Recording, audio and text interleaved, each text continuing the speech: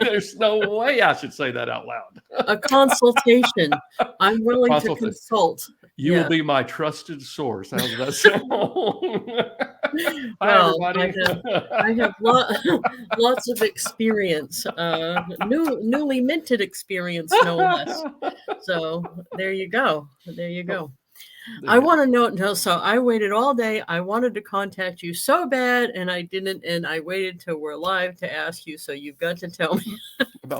I read your teaser post about a musician we both like that can only be one man. Well, have you been to Tennessee lately? Have I been to Tennessee lately? No. Hey, Patty. Are you sure you haven't been to Nashville? He opened a bar. No.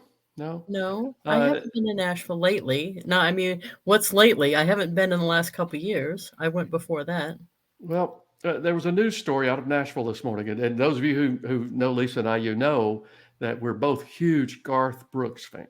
That's just one of the things that we have in common. We didn't know. We just found that out as Lisa was beginning the marketing and the book stuff, the group thing and all that. Anyway, I read a story out of Nashville this morning, and for some reason, nobody knows why, Garth has decided to rewrite one of his most famous songs. And I wondered if you'd been to Nashville because everybody's shocked by it. I'm going to do my best. I'm going to do my best to sing it to you. Are you ready for this? Uh-oh. Here we go. 6 o'clock on Friday evening, Mama doesn't know she's leaving till she hears the screen door slamming, rubber squealing, ears a jamming, local country station just a blaring on the radio. Pick him up at 7, then they're heading to the rodeo. Mama's on the front porch screaming out her warning, girl, you better get your blue head back in bed before the morning. Nobody knows why Garth has rewritten that song and re-recorded it. But Trisha Yearwood's kind of pissed off, Lisa. I'm just saying. I promise you, if I ran into Garth in an elevator and we were alone. Don't say it. That's green room material. I can keep it PG. So the door's open. I come walking out smoking a cigarette. He's in the corner on the floor sucking his thumb, asking for his mama.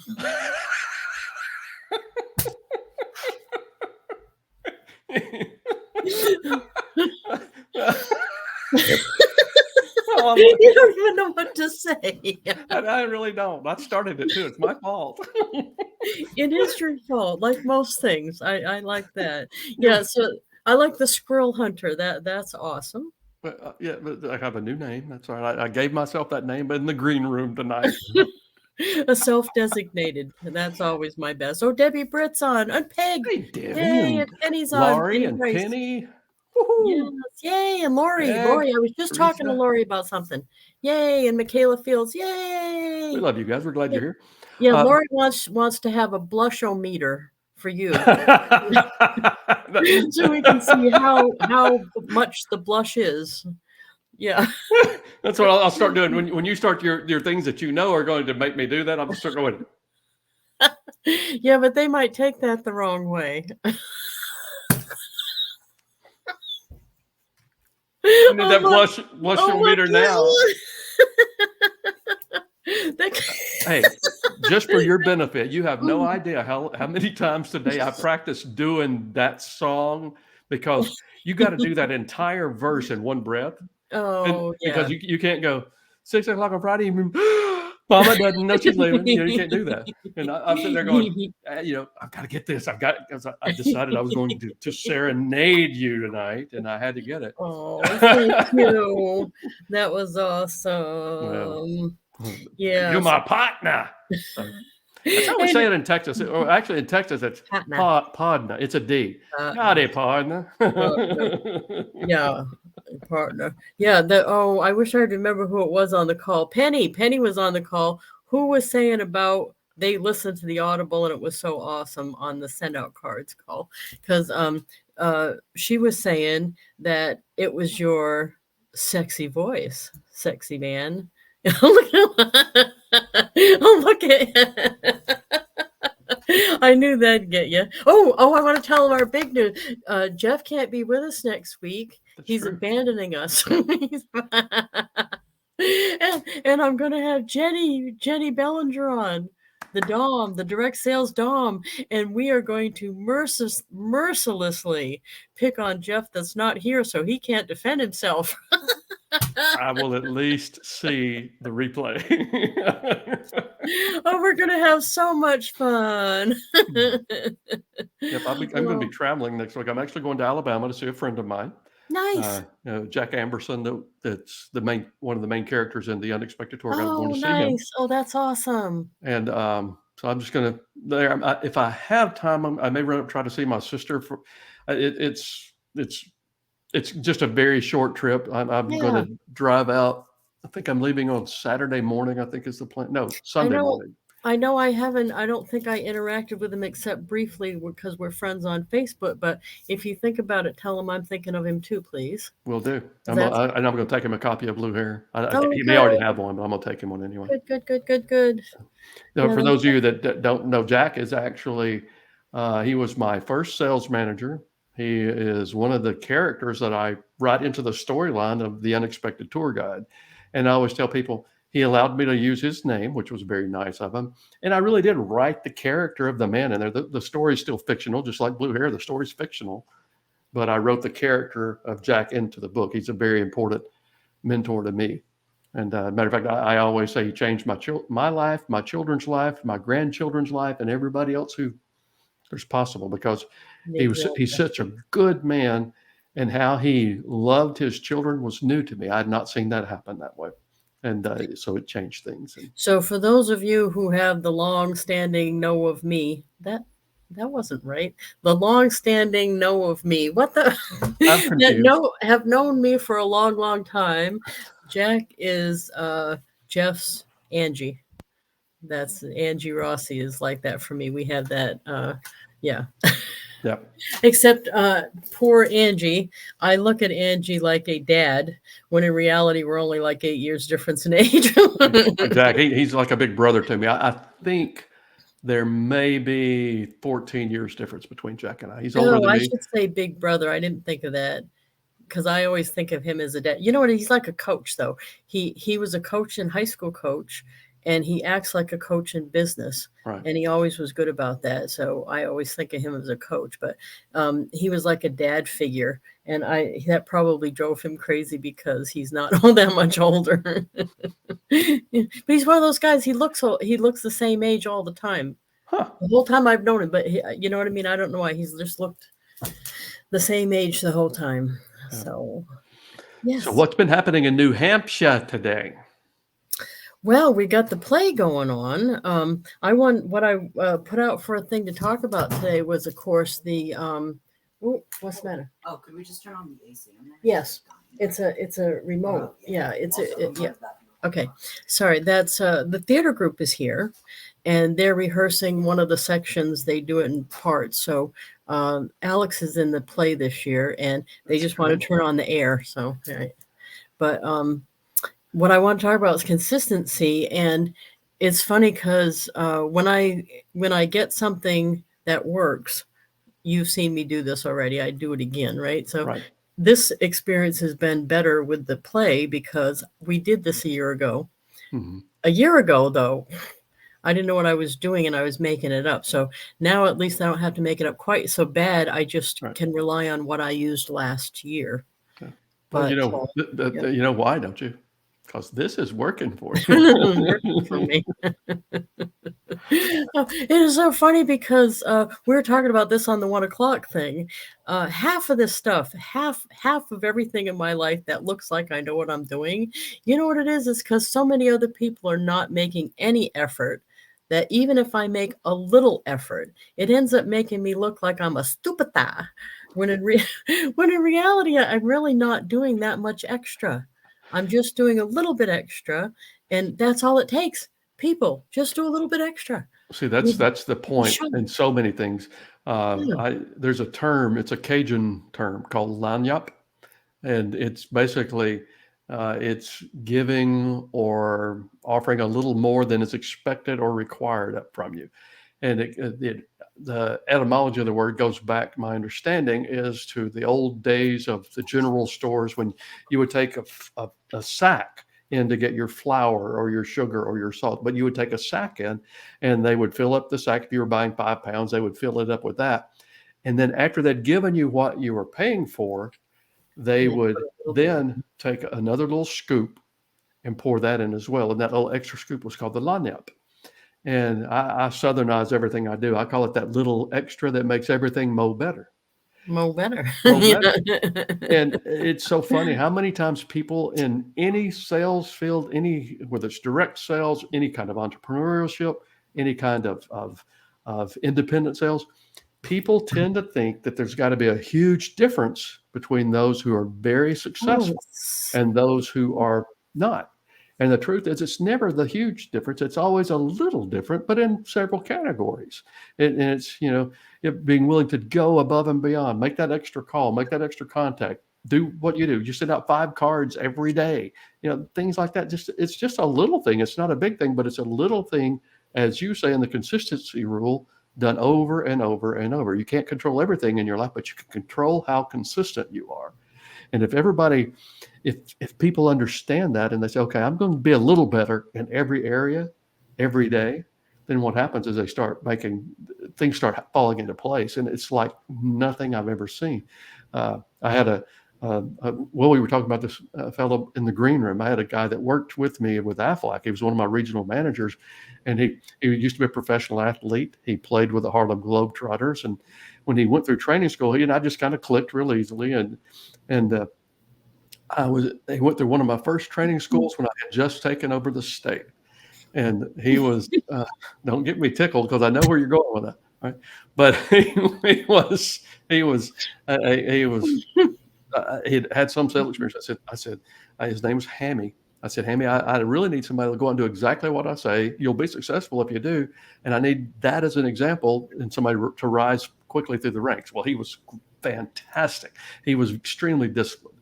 And what one of the things he did, he set his goals. He was going to make a certain number of contacts every day. It didn't matter what results he was getting. That's what was going to happen.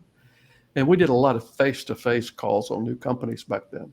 And he was out in the area of East Texas making calls, and the day wasn't going well, and it wasn't a great environment for him to be dealing with in a lot of ways. And he was just, I've had it. I can't make any more calls today. But his call number was one call away. And he said, it was bugging me. He said, it was bugging me bad. He said, so on my drive, I was driving back home. So I got to make one more call. He made that call. He landed a 50 employee group and he made probably $8,000 or $9,000 for what he did for one call. Now, a lot of people say, well, that was lucky. He made one call. No, it wasn't. He was disciplined. He did a little bit every day to get better. And he was very disciplined about what he did. So he did exactly that. He was great as a new associate. He became one of my top district managers really quickly, and I promoted him to regional manager. You know what we were talking about on the call too, this, because somebody brought this up.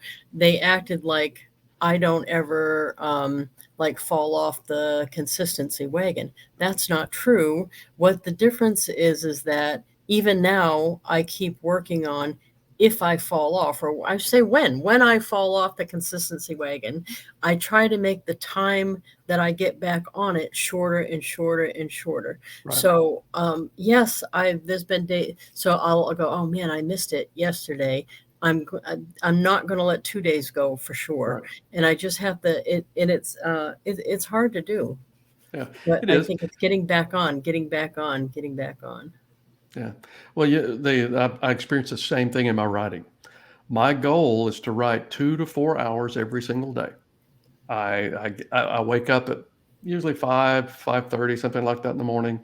I'll have my coffee. I'll play my games on my silly phone. And then I get up and I'll start writing.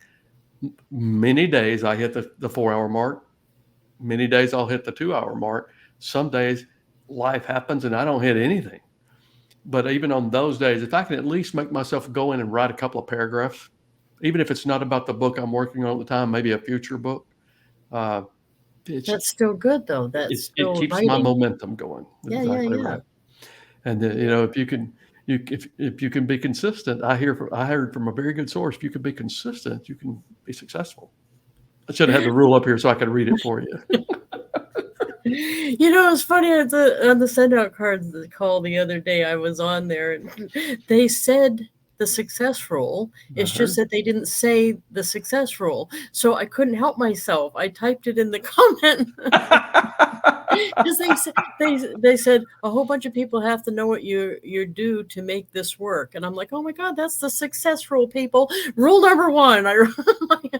You can be successful at anything when enough people know what you do. I put in the thing. And then they called it out. I sent you the thing, but it I was love just that. funny. Yeah, when people look at me funny because when they say something that sounds something like one of the rules, then I have to say the rule the right way because that drives me crazy. So I'm like, rule number 3. That's the naughty rule. There's a name for this. Rule number 1: get off your ass. Even God can't steer a parked car. I'm kidding. You want me to share the Goldilocks rule? Maybe not. Green room. Maybe Green not. room. Okay. Sorry. I'd have to watch myself. I find myself, for some strange reason, swearing more now than I used to. And I'm even writing it into the stories. That's me. You're welcome. You're welcome. You're welcome. Okay.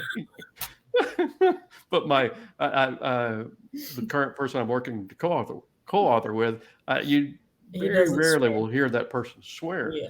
And it's a matter of fact, you never hear it in a public thing because I'm friends with the person behind the scenes. I'll hear that. Rarely, even then though. But I've written a little bit into the storyline. So far, it hadn't been an issue, but I've given him permission to cut me back. And so in book 2, is Belle going to swear more?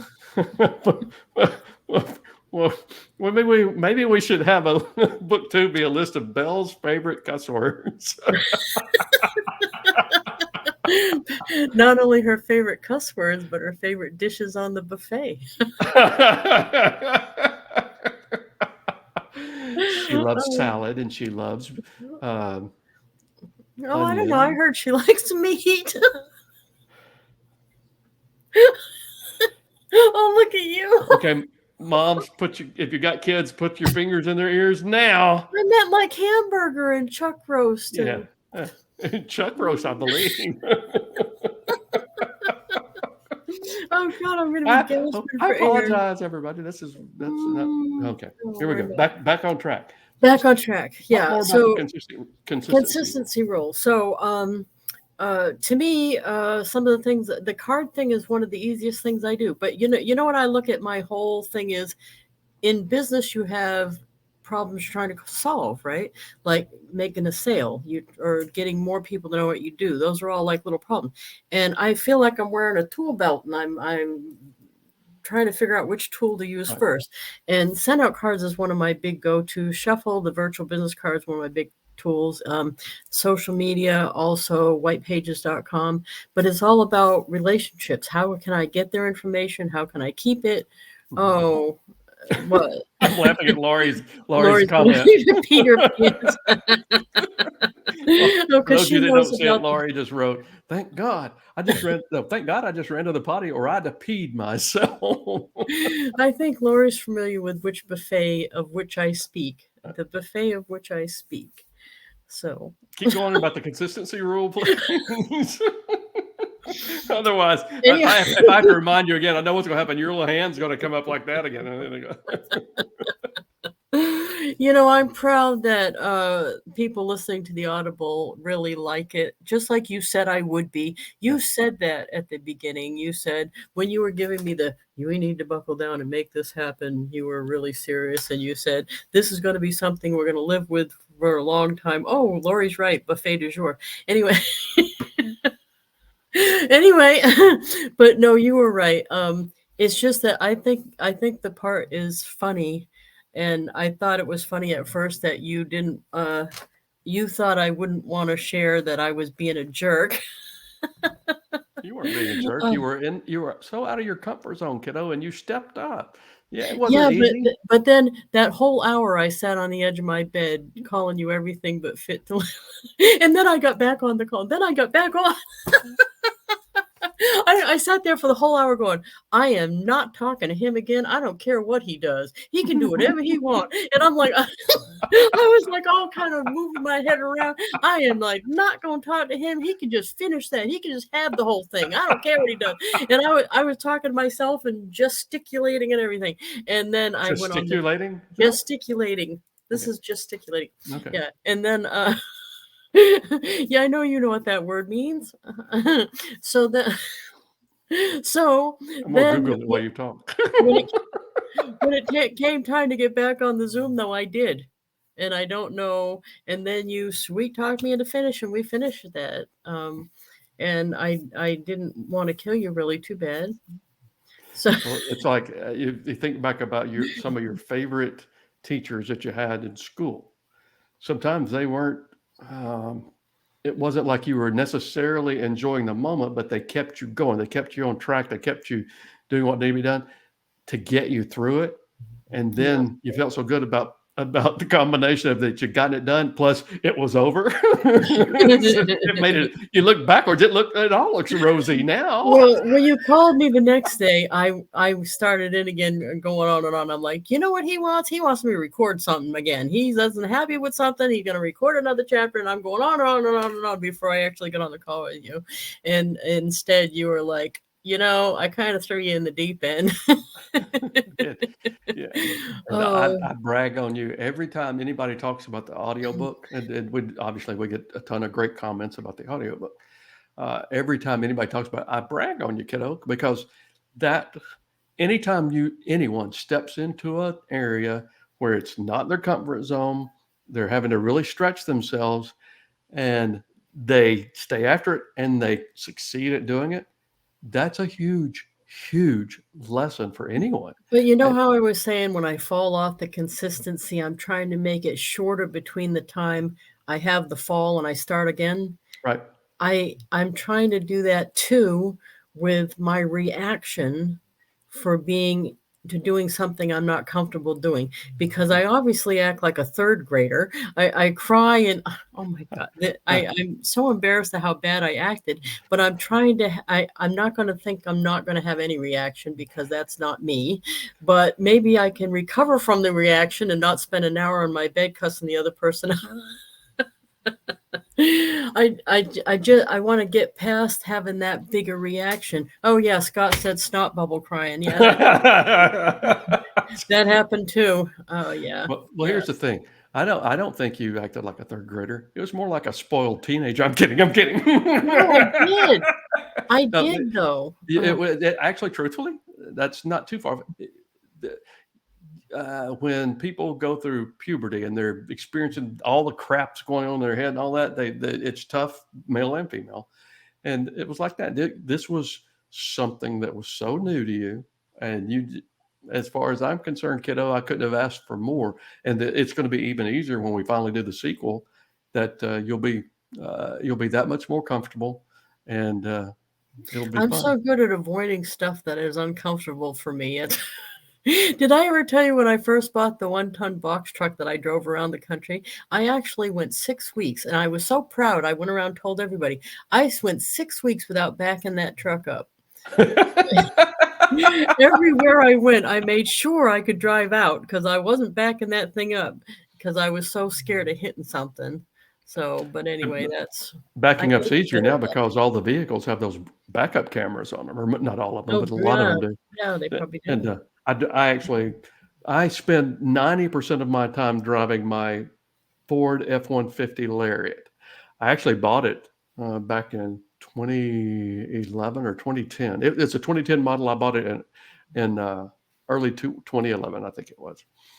And I'd never owned a pickup truck before. It's funny. I've lived in Texas for 30 years, and that year I bought my first pickup truck, my first Stetson cowboy hat, and my first ostrich boots, all in 1 year. So I want to see you in a Stetson cowboy hat. Have we seen that yet? Remind me I won't be here next week, but remind me after that, and I'll show up wearing my hat. You maybe did, You maybe did briefly early on in one of them when you were singing one time, I think. No, that was a hat that I had rented because it was more of a bluesy Oh, fedora okay, kind of hat. okay. I That want to was when I see was doing Frosty the Blues Man that night. Okay, so the Stetson one's taller, right? Oh yeah, I'll have to back up so you can see it. Yeah, you have the But back I've up. got a black one that actually I had. Of course, hats do not retain their shape. You have to keep getting them reshaped. Oh, I didn't know that. Oh yeah, and the girl who shaped my hat originally Is that a was metaphor? no, not at all. 6 o'clock on Friday evening. Okay, yeah. But The girl who shaped my hat. no, she I'm sorry. stop it. The way they shape a cowboy hat is Yes. they hold it over steam. They've got this machine that puts out steam. It comes out through Okay. a thing like that. Oh, Get in front of the screen here, oh. and steam comes up, and they'll steam the hat, then they'll shape it, then they'll steam it some more, and they'll shape it. The girl who shaped my hat shapes Garth's hats. No. She was at Billy Bob's there in Fort Worth, and that look where Garth had that hat, the black hat that comes down a little bit, and I love that hat.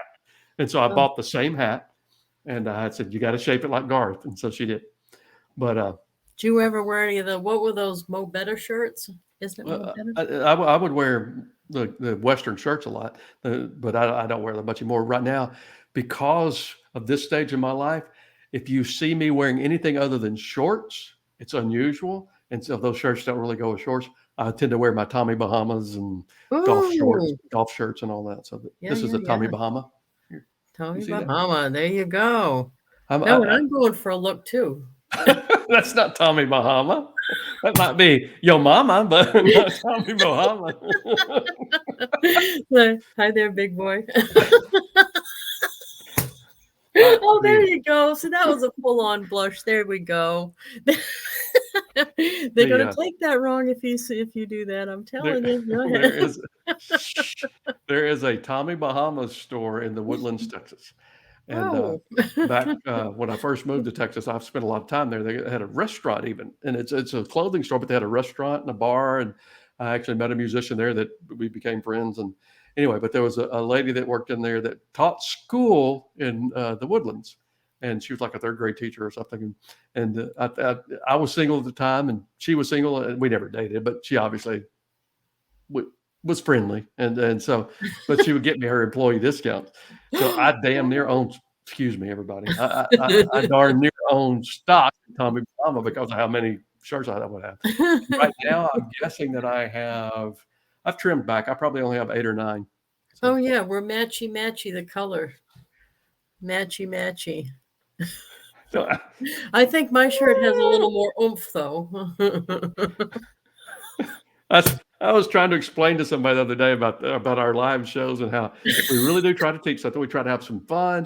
And we teach, and we try to wrap it up with some fun. And I said, and apparently fun now is either someone shaking a squirrel at me or Lisa seeing if she can embarrass me and make me blush in front of everybody. But you know what? I don't care. Everybody likes it. We like each other. It's all good. Matchy. Well, I do anything that matches my blue now. Everything's got to have something to do with the blue. That's it. Did you see at the dentist? Yeah, they thought I was a little interesting at the dentist, but that's all right. That's okay. Yeah, I thought, power in the cleavages. See? Lori says power in the cleavage. It's entrancing. That's not fair. It's an unfair advantage, isn't it, ladies?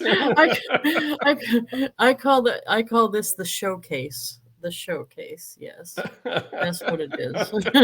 Well, Scott says I own an airline. Boy, Scott.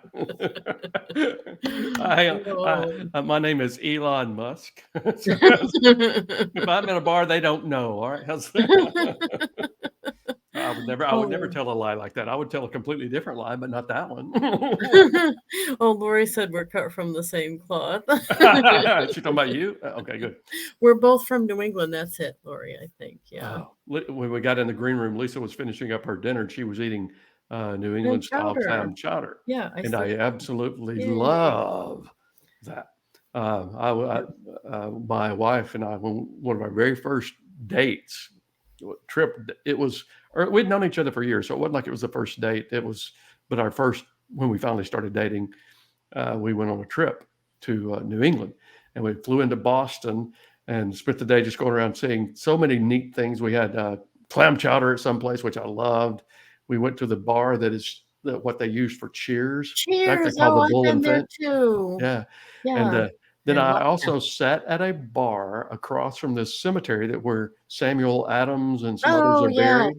And so I sat at a bar looking at Samuel Adams Cemetery, drinking a Samuel Adams beer. I felt so historical. Yes, that's historical. Then we went to Maine for a week and stayed at Kenny Bunkport for a week. It was pretty Oh, fun. nice. Yeah, I just was up in Maine for a little adventure. Were you really? Don't tell us more. And it's green room, okay? It's green room. Remember, we were repenting for our sins. That was Maine. Okay. That was Maine. Okay. Anyway, everybody, just so you know, I'm still trying to talk Mr. West into making a cameo in National Harbor when we go down to the Avon convention. He hasn't agreed to it yet, so pummel his text and his messenger with requests. However, I tell you what I'll do. Uh-oh. Here we go. We got a challenge. We're up to like 61 ratings and 45 If we get over the reviews. 100, we'd go. You get over 100, I don't care what it takes, I'll get there. That doesn't give me many days. It's only 50 days to get over the 100. So it'll be last minute plane ticket for me. That costs more than what the 50 days will be doing to you. Oh, you shouldn't have said that. You better mean I it. want us. You I'm better like mean you. it, buddy. I do mean it. I want us over 100 reviews. I really Okay. do. And 'Cause actual reviews, not just ratings. Actual reviews. And So oh, sure, make it harder. So, and everybody, we can do it. See, now you're getting it. Yeah. Okay. I'm going to have wristbands with me and bookmarks, but Avon is not going to let me sell books there. So make sure you get your book ahead and bring it with you so we can both sign it for you because we're both going to be there because we're going to wipe the ground with his challenge. spread the word too. All of you know other people at Avon Game on. that aren't necessarily on Lisa's team. Spread the word. Tell everybody to get the book. And if we hit that goal, Lisa's going to be there to sign regardless. But if we hit that goal, I'll come up and I'll meet you all and I'll sign books. And wait till I tell Molly that's your requirement. She'll put that in her group. Her group has 16,000 people in it. Please, Molly, please put that in your group. I want that to happen because 100 reviews is a big milestone to cross. Right? And I will do what I need to do on my end to make that work out if we hit that. So, well, I would love to see everybody anyway. I hope you're a hugger because they're all huggers, all of them, the whole bunch of them. You didn't used to be one. I'm a hugger now. I have ruined you. Thank you. I only gave you like one hug. Oh, wait till I see you next. You think it's your fault I'm a hugger. So the next time I see you, you're in big trouble. You're in big trouble, man. You're going to be like, let me go. I'm sorry. I would love nothing more than to get up there and meet everybody, but it just everybody. Let's do it. Let's spread the word and get the books bought. And Lisa, shoot me an email. Tell me who I need to contact at Avon just about saying, okay, can I come sell books? And I'll do it. We'll process them that way. That way it wouldn't be you. And I don't know. Yeah, I don't know because they're funny about it. They get after somebody else for handing out pens, and I don't want to. Yeah, I don't want to rock the boat over there. So I know the naughty rule. I should be willing to do that, but no. But I don't want to do anything that jeopardizes your relationship with Avon either at all. All right, that's right. So, but anyway, we can have a good time whether or not because everybody brought their books. Last time we did a meet and greet with Molly and Teresa, and they're all going to be there, and Tim Brown's going to be there, and Linda Monavon. They're all doing the meet and greet with me. Get everybody that you know that's a big producer like you promoting it in their team. Get us over the 100 reviews, and I'll fly it. Let's do it. Let's do it. You promise. We have recorded evidence. Oh, that's right. Oh, some people call these live shows and then a recording. I call it evidence in a court of law. Somebody said I'm a sell them in the parking lot. That's not a bad idea. I like our people. Hey, kid, come over to the car. Look at the trunk. It'd be like a drug deal out there in the car. We're selling books. That's funny. All right, I know we're over Okay. time, guys. We love you all so much. You cannot imagine how Lisa and I both feel about all of you. You are. It's just it's a joy. When we started talking about doing these shows, it wasn't like we were going to just continue them forever. We just talked about doing it to get the book going and all that. But the truth is, you guys make it something we want to do. And I can't be here next week. And the direct sales dom, Jenny Bellinger, has agreed to stand in for me. Oh, Lord, help me when I see that replay. If I'm driving, I may pull it up on my phone just to join and watch. I'll be one of the, it'll probably say Facebook user. I won't ever tell my name. That'd be just like you to want to join in. Oh, we are going to tease you, and there's nothing you can do about it either. It's going to be awesome. Isn't that the best form of teasing when you can't do anything about it? Never mind. Okay. Ooh, yeah. According to Ooh. Jenny's branding. Anyway. I was saying you're talking about what are the pink furry handcuff thing. No, I don't talk about those things. You're like, what are you doing? All right, everybody, I won't see you before then, but happy 4th of July. I love our country. I know you do too. This country is not perfect, but oh my goodness, we could be in places where we didn't have the opportunity to just do shows like this and speak whatever we wanted to speak. And it's a good thing. And I will be working hard. I'm 80% through with my next parable, well, at least through the first draft anyway. And that's a big step. And I'm already into the planning and plotting and some writing on my novel. And Lisa and I are definitely planning a sequel to Blue Hair. So we'll see what happens. I know all you guys have thought of this before, but anything now that he or I do separate or together is going to help this book too.